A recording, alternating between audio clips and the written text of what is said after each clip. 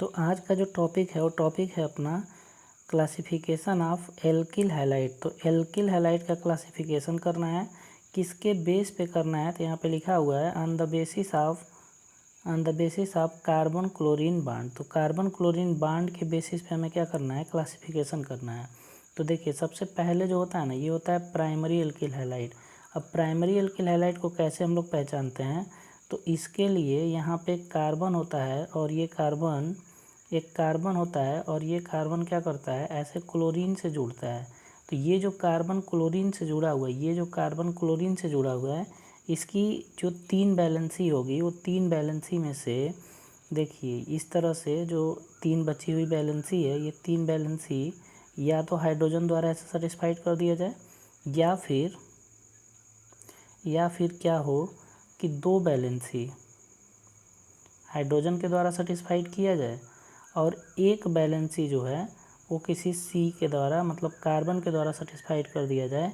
और यहाँ पे अगर कोई हैलोजन लगा हो तो ये क्या होगा, ये प्राइमरी एल्किल हैलाइड होगा। इसको हम लोग ऐसे लिखते हैं CH3CH2X। तो यहाँ पे जो ये जो कार्बन है ना, जिस कार्बन से ये हैलोजन जुड़ा हुआ है, उस कार्बन की जो 4 बैलेंसी है, उस 4 बैलेंसी में से उस कार्बन की 4 बैलेंसी में से देखिए ये 2 बैलेंसी इस हाइड्रोजन के द्वारा सेटिस्फाइड की जा रही है और एक बैलेंसी इस कार्बन के द्वारा सेटिस्फाइड की जा रही है। तो अगर ऐसा कुछ मिलता है तो हम उसे बोलते हैं प्राइमरी एल्किल हैलाइड। तो प्राइमरी एल्किल हैलाइड में आप सिंपल से समझ सकते हैं कि जिस कार्बन से हैलोजन जुड़ा होगा उस कार्बन की 4 बैलेंसी या तो हाइड्रोजन द्वारा मतलब 3 बैलेंसी या तो हाइड्रोजन द्वारा सेटिस्फाइड की जाएगी, या तो 2 बैलेंसी हाइड्रोजन से सेटिस्फाइड होगी और एक बैलेंसी कार्बन के द्वारा सेटिस्फाइड होगी। अगर ऐसा दिखता है तो उसे हम लोग बोलते हैं प्राइमरी एल्किल हैलाइड। जैसा कि आप यहाँ पे देख पा रहे हैं, यहाँ देखिए इसमें क्या हो रहा है कि 2 बैलेंसी तो हाइड्रोजन द्वारा सेटिस्फाइड हुई है, ये 2 बैलेंसी तो हाइड्रोजन सेटिस्फाइड हुई है, लेकिन एक बैलेंसी जो है वो इस कार्बन के द्वारा सेटिस्फाइड हुई है। तो यहाँ पे इस वाले कार्बन की, जिस कार्बन से क्लोरीन जुड़ा हुआ है, उसकी 4 बैलेंसी आप सेटिस्फाइड देख पा रहे होंगे। 2 बैलेंसी हाइड्रोजन से, एक बैलेंसी पीछे वाले इस वाले कार्बन से और एक बैलेंसी इस वाले क्लोरीन से।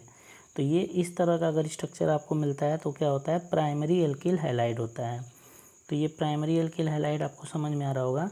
अब देखते हैं सेकेंडरी एल्किल हैलाइड क्या होता है, तो चीज़ें थोड़ी और क्लियर हो जाएंगी आपको। देखिए यहाँ पे जिस कार्बन से क्लोरीन जुड़ा हुआ है, ये देखिए ये वाले कार्बन से ये क्लोरीन जुड़ा हुआ है, तो उस कार्बन के पीछे कार्बन का नंबर अगर आप देख पा रहे हो तो उसके पीछे कितने कार्बन हैं, 2 कार्बन लगे हुए हैं। तो कहने का मतलब ये है कि जिस कार्बन से हैलोजन जुड़ेगा, जिस कार्बन से हैलोजन जुड़ा होगा, ये देखिए जिस कार्बन से हैलोजन जुड़ा होगा उस कार्बन से अगर जिस कार्बन से हैलोजन जुड़ा होगा उस कार्बन से अगर 2 कार्बन जुड़े होंगे तो उसे हम लोग बोलते हैं सेकेंडरी एल्किल हैलाइड। तो आई होप ये समझ में आ रहा होगा आपको।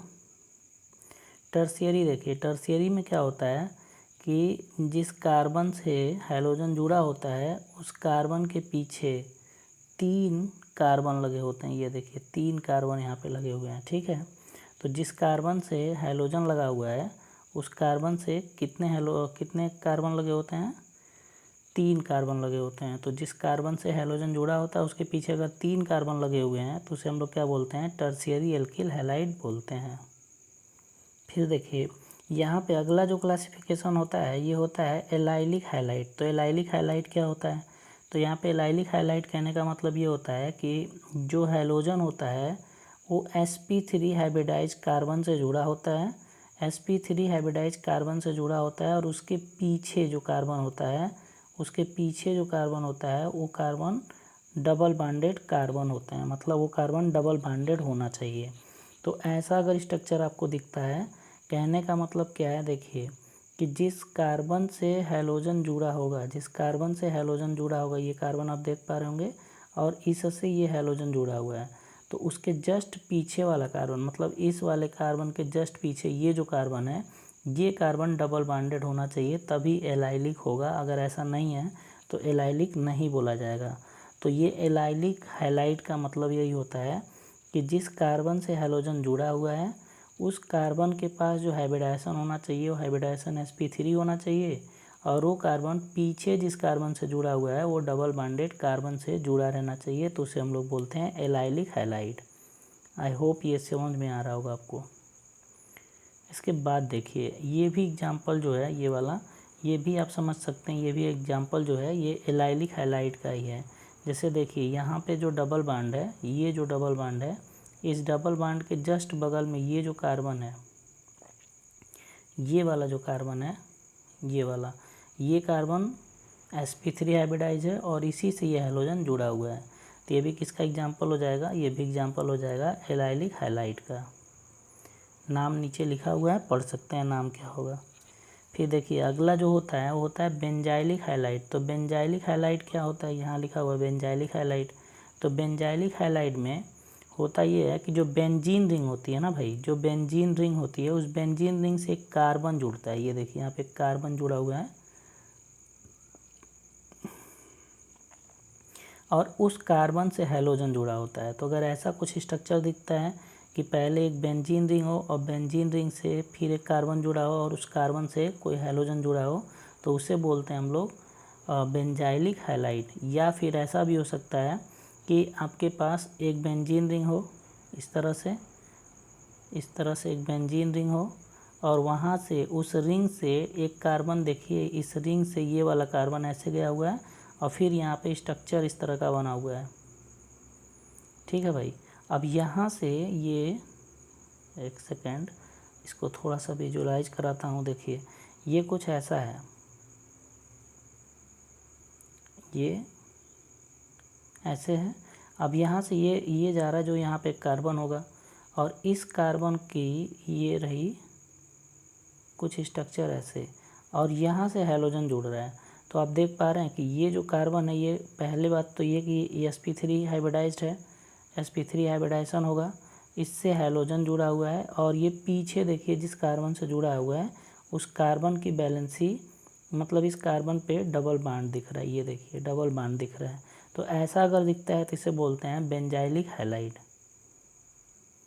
इसके बाद आता है विनाइलिक हैलाइड। क्या होता है, तो देखिए विनाइलिक हैलाइड में जो हैलोजन जुड़ा होता है वो उस कार्बन से जुड़ा होता है जो sp2 हाइब्रिडाइज्ड होता है। sp2 हाइब्रिडाइज्ड होता है मतलब डबल बॉन्डेड कार्बन से जुड़ा होता है। तो अगर कभी हैलोजन डबल बॉन्डेड कार्बन से जुड़े, अगर कभी हैलोजन डबल बॉन्डेड कार्बन से जुड़ रहा हो तो उसे हम लोग क्या बोलते हैं, विनाइलिक हैलाइड बोलते हैं। जैसे इस वाले स्ट्रक्चर में देख पा रहे होंगे और इस वाले स्ट्रक्चर में भी देख पा रहे होंगे कि जहाँ से हैलोजन जुड़ा हुआ है वो कार्बन डबल बॉन्डेड है। तो अगर ऐसा कुछ दिखता है तो वो विनाइलिक हैलाइड होगा। लेकिन यहाँ पे एरोमेटिक कंपाउंड नहीं होना चाहिए, ये एलिफैटिक कंपाउंड होना चाहिए। अगर एरोमेटिक कंपाउंड हो जाएगा तो एरोमेटिक कंपाउंड में उसी को हम लोग नाम दे देते हैं एराइलिक हैलाइड बोलते हैं या एराइल हैलाइड बोलते हैं। तो विनाइलिक जैसे होता है वैसे ही एराइलिक भी होता है, लेकिन डिफरेंस बस इतना होता है कि विनाइलिक एलिफैटिक कंपाउंड होते हैं और एराइल जो होते हैं ये क्या होते हैं, एरोमेटिक कंपाउंड होते हैं। तो यहाँ डायरेक्टली बेंजीन रिंग होती है और रिंग से ही डायरेक्टली हैलोजन जुड़ जाता है, तो इसे बोलते हैं एराइल हैलाइड। आई होप कि आपको ये सब चीज़ें समझ में आ गई होंगी।